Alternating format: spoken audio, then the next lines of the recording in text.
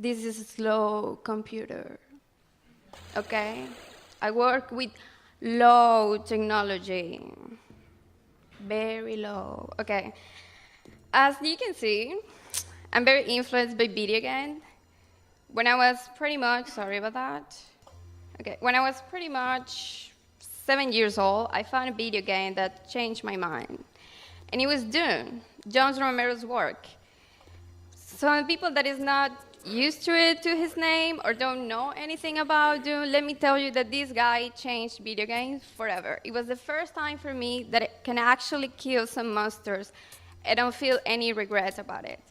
And I really enjoy that I can actually kill, go around, pick some guns, and, you know, be an army that's killing zombies. So everything here in Miyö's Warren have that aesthetic, have that point of view. But why I decide to do this, why I decide to start working violence and politics using video game aesthetics, it's simple. Because in video games, you can use explicit content. You can say that a woman is a whore, or that you have to kill the Russians or whatever, and it's going to be accepted because it's video games. But if I do this outside this platform, people is going to start to criticize. And in some cases, people don't enjoy it as much as I do. I really, really enjoy explicit content. And not because I'm a creep, no, maybe. But it's because I cannot deny reality. I came from a country that is incredibly violent. Every time you go outside your home, you don't know if you're going to come back. So I grew up with that reality. So for me, seeing dead people on the street, or suddenly in the middle of the night start hearing gunshots, it was kind of okay. It's just okay. Other thing that is part of Latin American culture is that females are over-sexualized. So that's other thing that I found that it's okay. I can see pornography, I can see bitches half naked, and it will be cool. So for this edition, I go deeper. I'm not going to touch these subjects in a very, very bad way, no. I try to approach violence from a philosophical standard, an ontological standard. And that's why I start talking about Michel Foucault. Forms of power, as war, is merely merchandise. So when we see that a war has started, that some countries like Syria or even, I don't think Turkey, I think Egypt has also a problem. Start doing this business with war is allowed because there's money around. It's not only the suffering of a country, it's not only the political system that is failing. It's also that it's people that is making big, big money. Other thing that it makes a lot of money is prostitution. And we all know that prostitution is an old job. And capitalism has teach us that we can sell our bodies in the name of art. We can sell our bodies in the name of a product. Oh, this is interesting. Not to try to approach it from inside, and not to ask the question, who has power? What is going on? So let me present my philosophical what hooker. is he trying to do? Outside Miyö's warrior This man who has power. is a masculine environment. You will have guns, you have merely the aesthetic of doom, you have monsters, whatever. But inside Miyö's warren, this is exactly the warren. You have 3 hookers, and every time you approach your hair, Between every point of a social body, between a man and a woman, between the members of a family, between a master and his pupil, between everyone who knows and everyone who does not, there exist relations of power. so this is Tiffany. She's boss, she's a slave prostitute. So every time you approach them, they're going to give you a quote from Michel Foucault. Society must be defended. Exactly how he defined power.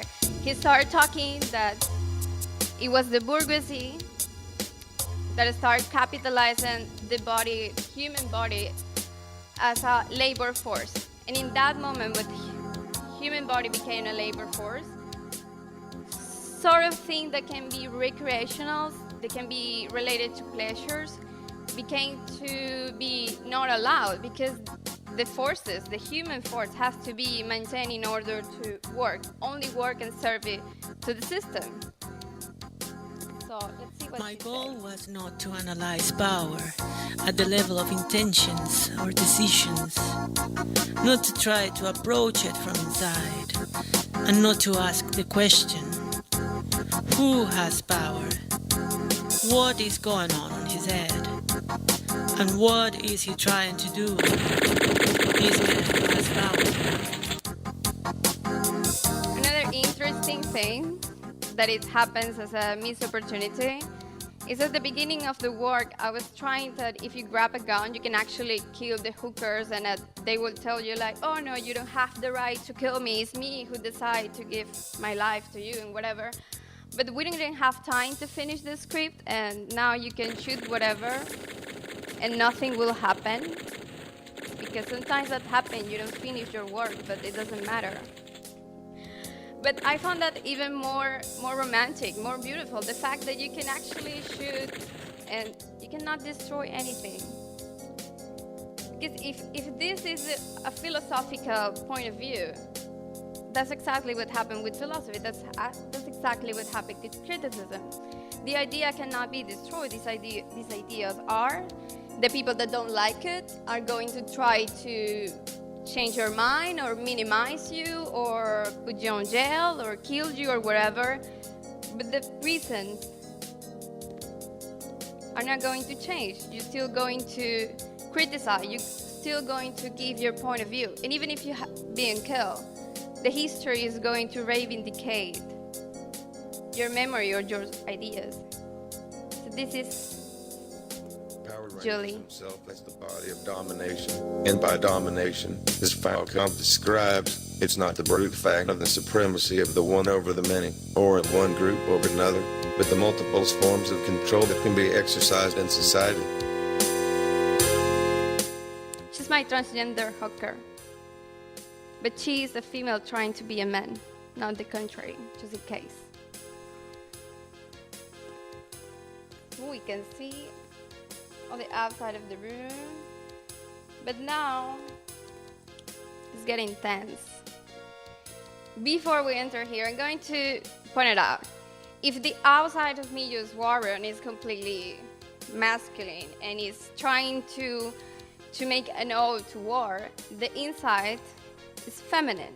The inside is going to point out some views or how females are perceived in society, how these females rules, or how these females play the rules of patriarchalism.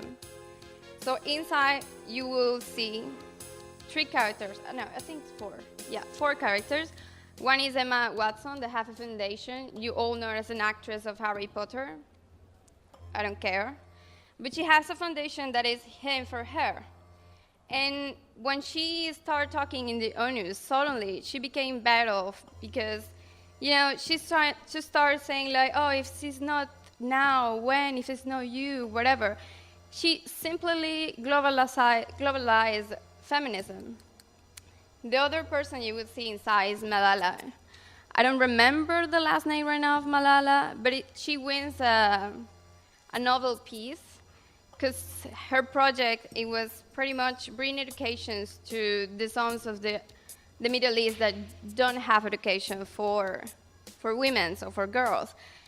Maybe for religion causes, maybe for war, maybe because they don't have money, etc. But her campaign is really admirable for me because I believe in education, not the standard of education that go to school or university. I believe in education as a form of culture. We need to create people that is able to read, write, but also criticize. And the other person is, how can I explain her? Okay, she's Angela Versus. She's a hardcore porn artist. She's really famous because she has this happy aura. Every time she ends one of her movies, you will see people trying to talk to her and explain what she likes, how she feels, and she really embraces her sexuality. You will see very explicit scenes. The people that know hardcore porn, they will know.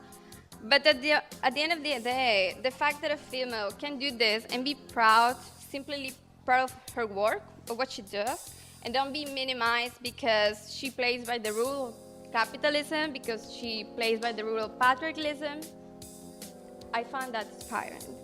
The other person is Hillary Clinton. In the moment I created Miyö's Warren, Hillary was ruling for president. We all know what happened. I'm not pro-Hillary, but knowing Hillary's history as a female that has been around politics mostly all her professional life, and for me, that having read a lot of her, she really knows the dark secrets of politics and know how to use it. So let's go.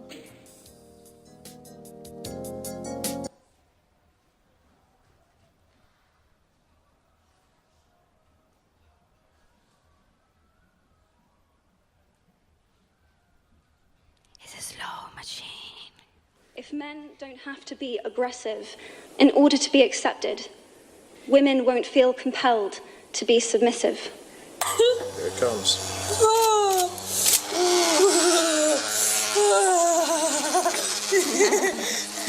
Did you saw her, Fred? Imagine that with the Oculus.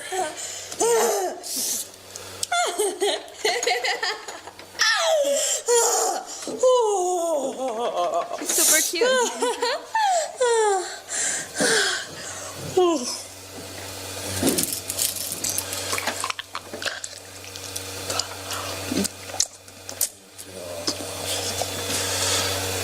All right. It is time that we all perceive gender on a spectrum instead of two sets of opposing ideals. How are you feeling? I feel great. You look great.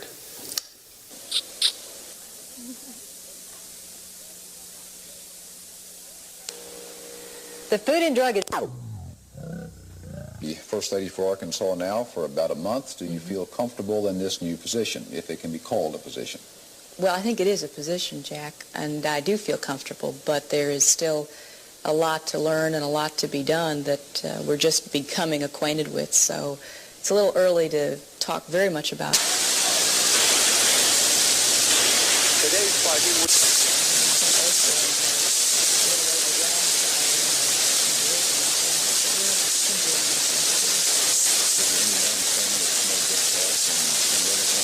Making the adjustment from person to First Lady? Well, I suppose there are two things. One, of course, is the lack of privacy, the fact that Bill has to be followed So by yeah, and whatever, you around a lot will of people see all the this time. completely And of course, after. we live in a public house in the state, a beautiful house.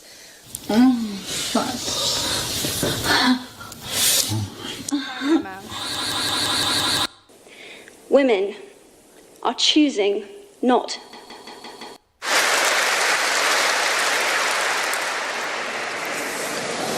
Bismillahirrahmanirrahim. In the name of God, the most merciful, the most beneficent. Your Majesties, Your Royal Highnesses, distinguished members of the Norwegian Nobel Committee, dear sisters and brothers, today is a day of great happiness for me. I'm humbled that the Nobel Committee has selected me for this precious award. So yeah, you will see them all after. So the 3 points I want to highlight with this project, it was virtual reality can be a tool for activism, to express and create criticism. The second is that sexuality is the fearless form of power that we have right now. Is the only form of power that females can embrace to dominate in a male's world. And it's absurd that we have to use our sensuality to dominate the others, to find a job, to do whatever. For me, that's absurd. The other thing I want to point out is that war is not only part of man behavior. War violence is part of our human behavior. And the fact that we still think that those archetypes are not in females' bodies or sensuality is not part of masculinity is absurd, because right now we live in a world that is changed completely from the 20th century, that our perception of the world needs to be adapted. The facts are there, our reality is there, and it's us that need to adapt to those realities. So now, let's get more even political. So Immigrant Dungeon, I'm going to talk about this project. Immigrant Dungeon was a commissioned interview created for Diaspora Public Access. Here's the link if you want to download it after. So they came to me. This is a group of students from Psych, the University of Chicago. They came to me and proposed me to do an interview. But they didn't want to do an interview just like, okay, I'm going to ask you questions, and yeah, we're going to put it on a blog or put it in whatever. They proposed to me that do something related to my work, but also that can be a biography. So that I can explain in a few words, on a few images, all my journey that he already did. If I know you before, it will be super great. So, by the way, that's my current president. And this flag is the flag of the resistance in Venezuela. So let's go.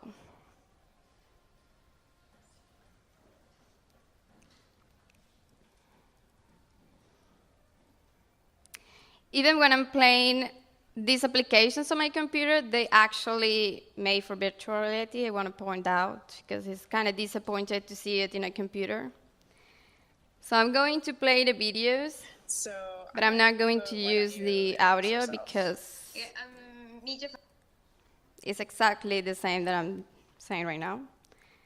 So, inside this dungeon that is also part of my series of rooms, I just select the things or the works that I believe they're important in my history, they're important in my career, they're important in my environment. So there are sort of elements, for example, the ceiling, it's just a feedback, because I start with glitch art, I start with the glitch movement through coding. That's also how I approach to virtual reality and even 3D forms. Before I start with doing demodel rune, all my models were creating with code. I never touch Maya, I never touch Blender, and I create all the files, all the colladas through code. So when I have to start modeling and do all the things, it was a nice experience. I didn't know what I was doing, but I did it, and I do it good. So I continue with this. This is the reason why I'm here, this fella. This is Hugo Chavez. In 2012, I guess, I started working for the government of Venezuela in the Ministry of Communication. I work in a department of, let's say, cybersecurity. Yeah. Okay. So my work, it was trying to find the people that was talking bad about the government and put it then on jail. Just make an inform that, oh, he said this and he said that. 2 years after that, they touched me because I started leaking information. Of course, I was not agree. I have a moral and ethical standard. I was not agree with the thing they were doing. So in that moment, I created a huge library of information about them that one day when Hugo Chavez died, I decided to release. Because why not? My contract, it was with him. He died. I believe I can be, free of charge, but no. So there is a lot of elements here. For example, you will see videos of the protests. Venezuela is in protest since 2012. So we have pretty much 4 years. No, which years? 5 years? Yeah, we have 5 years trying to change the government. That says that there is a lot of people in jail, there is a lot of political persecutions, there is a lot of people in the exilium, etc., etc. But also Venezuela is living a huge crisis, a humanitarian crisis. There you don't have absolutely anything to eat. The people have to do a huge line, like you can see like a Black Friday in the United States, that you see all the people trying to buy whatever and go like 2 days before the store open to buy, I don't know, the new iPhone, the new shit. We have to do it for eat, for toilet paper, to buy an apple, to buy soap, whatever, whatever. So the first thing I did when I arrived in France, because I received a notification that I have to be judged and I have to find a lawyer and whatever, I just buy a ticket, the most cheap ticket I found. It was actually for France. So I came to Paris, and I demanded political asylum. The first thing I did, it was grab all the information, all my work, all my data, all the things I believe it was important for me, and put it inside a drone. So this is not virtual reality, this is other thing. So I used put all my data in a drone. If one day something happened to me, I just have to send a message to my drone. He will fly away and send me the encrypted information of where he is before the battery goes down. So after all these wonderful adventures that I have in my life, I spent almost 3 years trying to become a political refugee. So this piece of paper, it was my idea for almost 3 years. It was 847 each days that I had to go each 9 days to the prefecture, to the police station and renewal. And this piece of paper, they didn't allow me to go outside of France. So each time I did it, because I want to go to the festival, because I want to see a friend, because I'm super tired of France, because Paris is Paris, I do it illegally. That was the thing that's fun.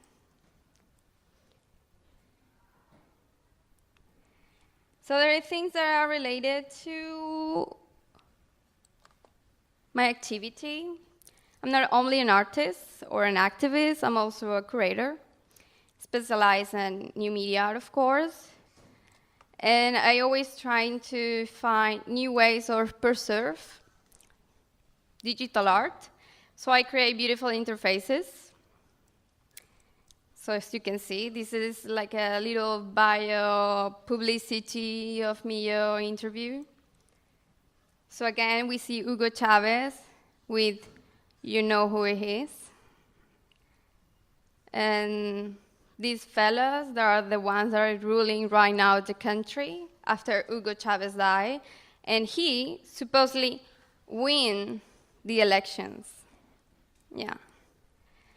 So other thing that is happening, and this part is really, really touchy for me, is that if we have a lot of time trying to change the government, you can imagine that if they're still in the power, it's because they're not doing things right. You know, there's a lot of people that have died on the streets trying to protest, trying to use the constitutional right that they have to express her curator or her disagreement about the government. So, but the end of, I guess last year, we closed with the number of 600 people that has been tortured and around 25,000 people dead. So for a small country that only have 30 million of people, these numbers are huge. That if each year 250,000 of persons or whatever have been tortured or have been killed by gunshots or in protest against the militaries, you can see that the ambience that it causes the space, the country is not working, recognizes as a democracy system, or that they pretend that we are not living a civil war, because obviously the civils don't have guns. And if you are going to fight against the military forces, of course you're going to lose. So, yeah, this is so cute. So talking about the tortures. Okay. Last year, I have a very, very bad experience. As you can see, if you close 2016 with 600 people torture, mostly all young students, you realize that it's really difficult to know who they are, to track what happened with them after they have been released or not. But there was one case that it touched my heart. And it's because, and I might cry, and it's because it was my best friend. And I see the military forces capturing my friend in live streaming. He's an artist, and the only thing that he did in a protest, it was defend a woman that the military was trying to take her away, and he screamed from the other side, "Oh no, don't do it." So they pick him as the, I don't know, as the treat. So after this, it was really a very difficult situation for me, because I have to deal to how I help my friend. I in Paris, I have to manage to get lawyers, to get in touch with organizations that watch human rights, et cetera. And I get in touch with an organization that is National Penal Forum. This is the organization in Venezuela that they have the track, or who has been killed in the jails, who they are, their age, where's the background, et cetera, et cetera. And one day they proposed to me, do something, spread the word. We have this information, we have this database, you're extremely active, let's do something. So I started reading the information that they given to me. And I found something, besides that my best friend was part of that list, is that the government create prisons of torture inside the city. And mostly these prisons were in old banks that were taken by the government, and they transform us as a prison of torture. So you're suddenly walking in Caracas and you don't realize that under your feet, in some basement, there's students that are tortured. So this is one of the most famous ones. I'm trying to modulate and create a virtual reality environment of those prisons. Right now, we know that there are 2 by now, but maybe they have more. We don't know, maybe in the interior.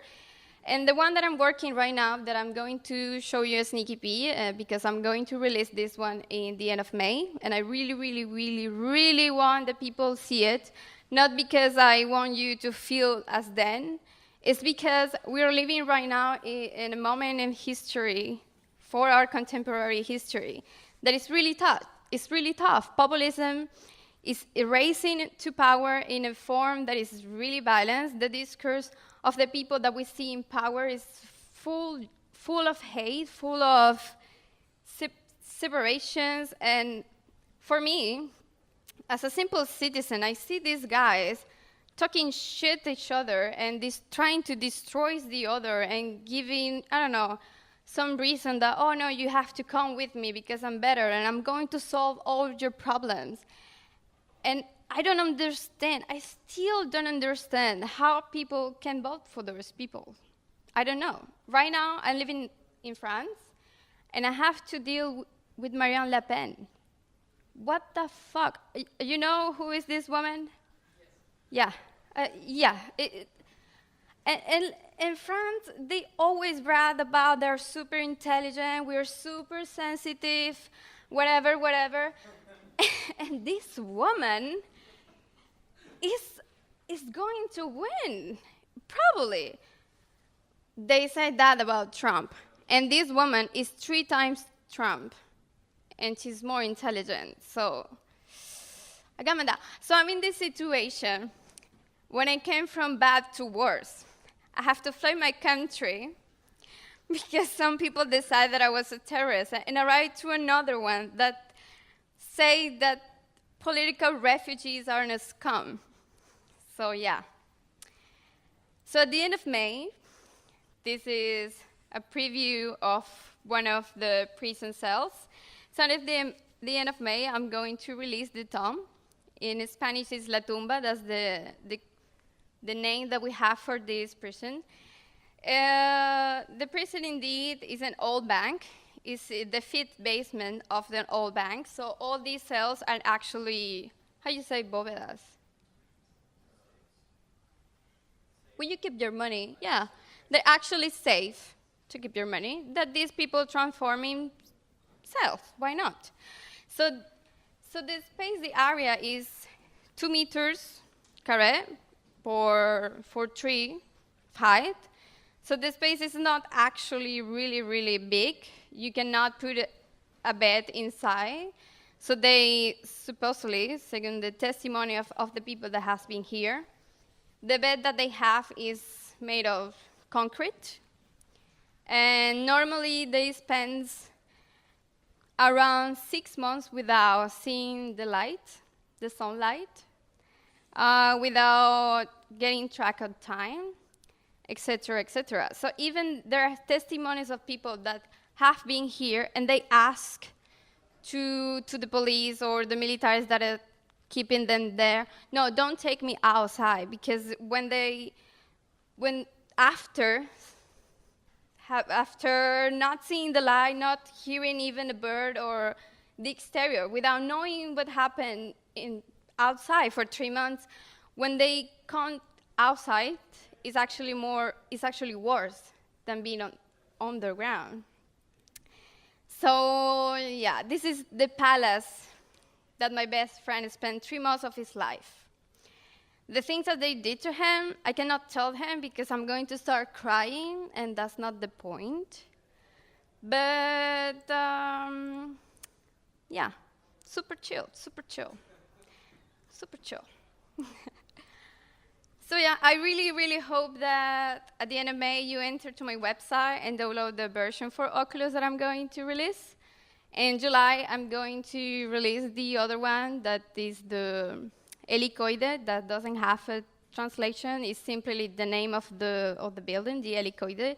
And in September, we will release, without Elena Costa, might know, that she will tell you maybe. Okay, with Elena Costa, we're going to release another project that is the place that Hugo Chavez is buried. Because when Hugo Chavez died, of course, these people was going to do a big party and, I spent all the money that I thought they have to, to whatever. I don't have a name for that. So yeah, that's my life. Any questions? Thank you, Miyö. Thank you very much.